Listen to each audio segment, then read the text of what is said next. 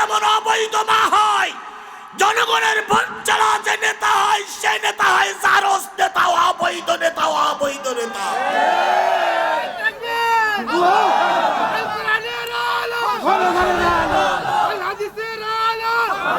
খালি অবৈধ তানালু বিররা হাত্তা তুনফিকু মিম্মা তুহিব্বুন আল্লাহ মা তুনফিকু।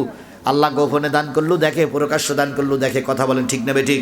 আমার ভাইয়েরা আসুন এবার একটা তাকবীর দিয়ে শুরু করি। লিল্লাহে তাকবীর, আরো জোরে লিল্লাহে তাকবীর।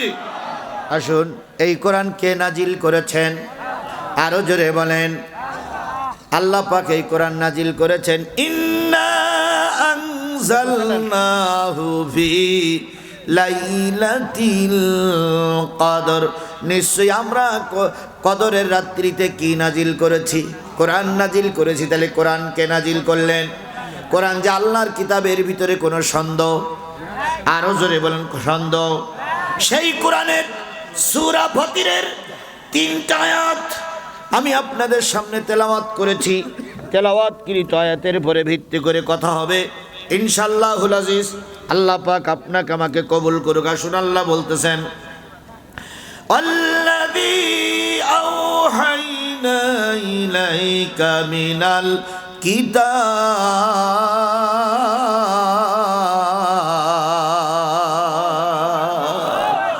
ওগো নবী, ওহীর মাধ্যমে আমি বা আমরা সবাই মিলে যে কিতাব তোমার পরে নাজিল করেছি, হুয়াল হক, ওই কিতাব অবশ্যই সত্য। তাহলে কোরআন নাজিল করেছেন কে? এই কিতাব সত্য কে বললেন? আরেকটু জোরে বলেন, কে বললেন? এই কোরআন সত্য না মিথ্যা আমি আপনাদের কাছে জানতে চাই। অবশ্যই সত্য। জালিকাল কিতাবু লা রাইবা ফি,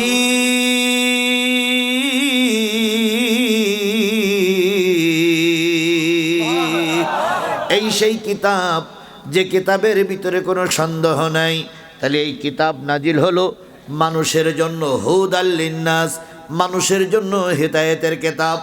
এখানে যারা বসে আছেন, সামনে যারা বসে আছেন, এপাশে যারা বসে আছেন, মহিলা অঙ্গনে যারা বসে আছেন, তারা সব মানুষ না অন্য কিছু?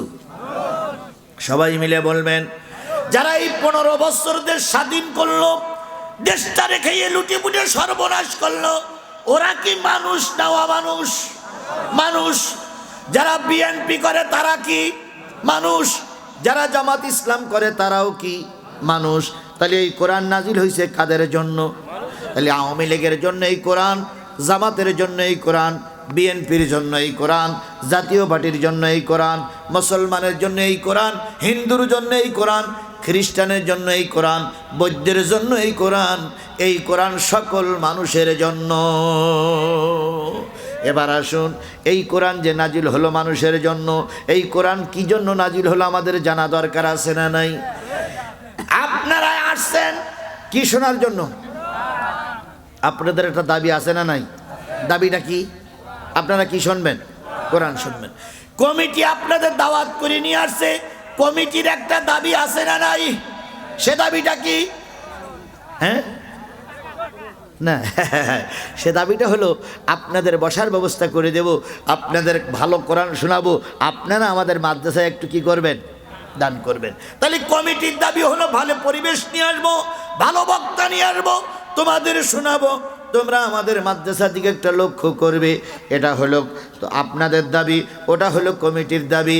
আর আমি আসছি, আমার কাছে আপনাদের দাবি কোরআন শোনার, আর আমারও কিন্তু আপনাদের কাছে একটা দাবি আছে। সেই দাবিটা কি? যে শেষ মোনাজাত না করা পর্যন্ত যাওয়া যাবে না। তাহলে সকলের প্রতি দাবি আছে। এবার বলুন তো, কোরআন আপনার পরে নাজিল হয়েছে, কোরআন আপনাদের কাছে দাবি আছে না নাই? অবশ্যই কোরআন আপনাদের কাছে দাবি নিয়ে বসে আছে। সেই কোরআনের দাবি, কোরআন এবং হাদিস অনুসারে যেটা পেয়েছি, ওই কোরআনের দাবি হলো 6টা। কয়টা? অন্তত আর কোনো ওজ না হোক, এই 6টা দাবি অন্তত শুনে যান। কয়টা দাবি? আরো জোরে বলেন।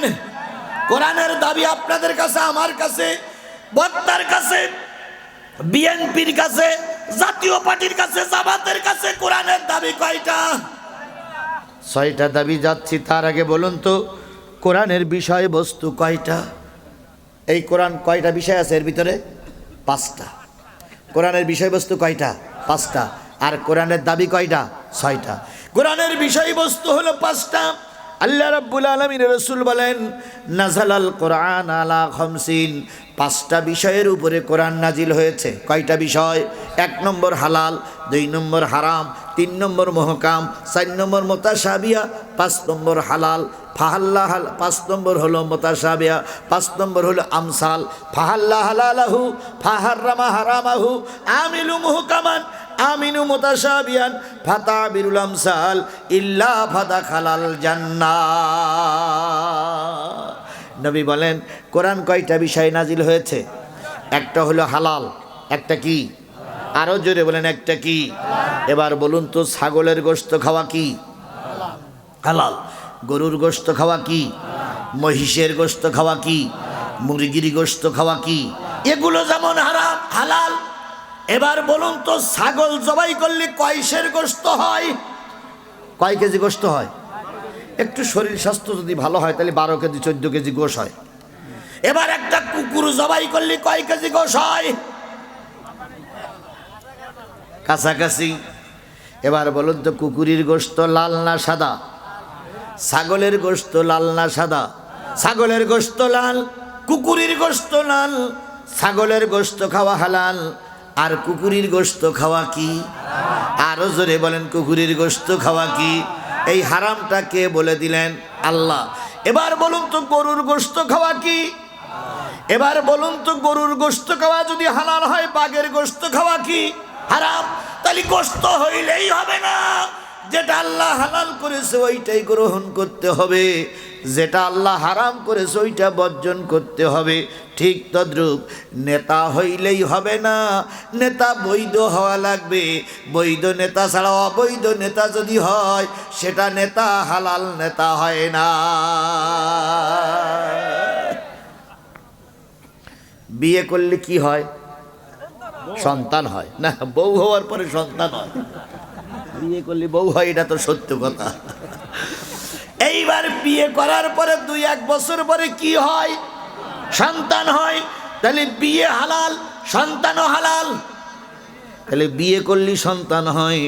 বলুন তো বিয়ের আগেও কিছু কিছু জায়গায় সন্তান হয়, হয় না? হ্যাঁ হয় না? বলেন হয় না? হয় না? আচ্ছা বলুন তো বিয়ে করার সন্তান হালাল, আর বিয়ে না করলে সন্তান কি?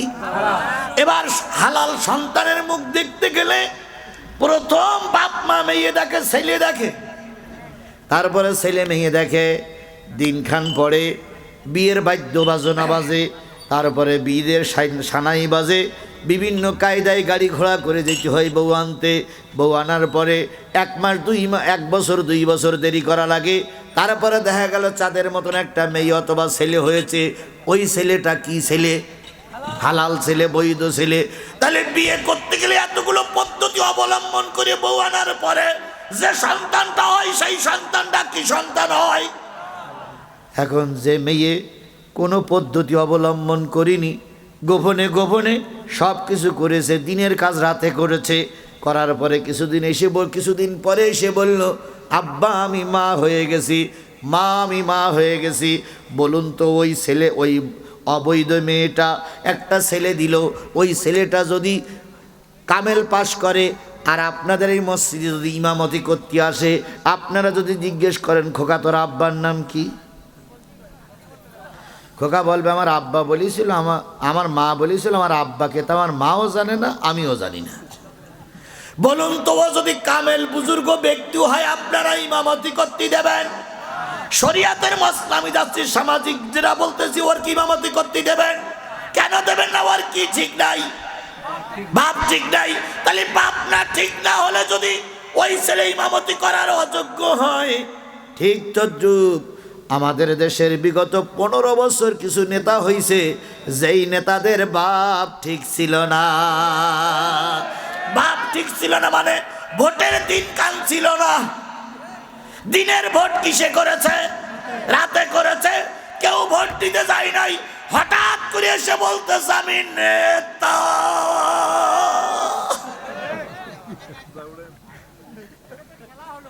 হয়নি? এই কথা বলেন হয়নি?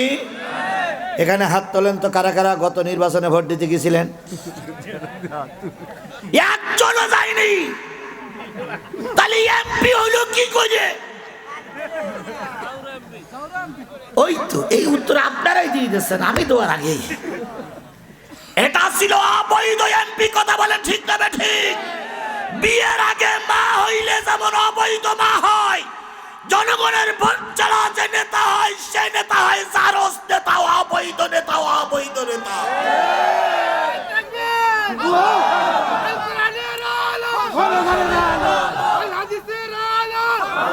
তাহলে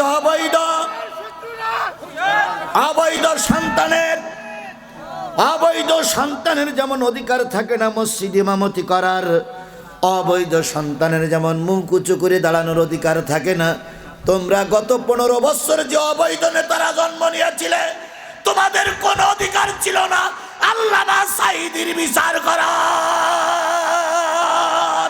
তোমাদের কোনো অধিকার ছিল না নিজামী সাহেবের বিচার করার, তোমাদের কোনো অধিকার ছিল না খালেদা জিয়ার বিচার করার।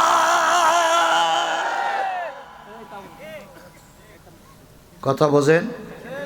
কারণ ওরা ছিল কি জাতিতেও কি অবৈধ। তাহলে অবৈধ সন্তানের কোনো অধিকার নেই বাংলাদেশের কোনো জায়গায় ইমামতি করার, অবৈধ নেতার কোনো অধিকার নেই রাজনৈতিক দলের নেতাদের বিচার করার। তাহলে বোঝা গেল বিগত 15.5 বছর যত বিচার ফাইসালা হয়েছে সব বিচার ফাইসালা অবৈধ। আর অবৈধ রায় আল্লামা সাঈদীকে জেল দেওয়া হয়েছিল, অবৈধ রায়ে নিজামীকে ফাঁসিতে ঝুলানো হয়েছে, অবৈধ জিয়াকে তারেক জিয়াকে দেশ থেকে বের করে দেওয়া হয়েছে। এই অবৈধ রায় আমরা মানি না, মানি না, মানি না। সুতরাং এই অবৈধ রায়ের বিরুদ্ধে আমাদের এখন অ্যাকশনে নামতে হবে। এখনো কিছু কিছু অবৈধ সন্তানেরা আছে এখানে।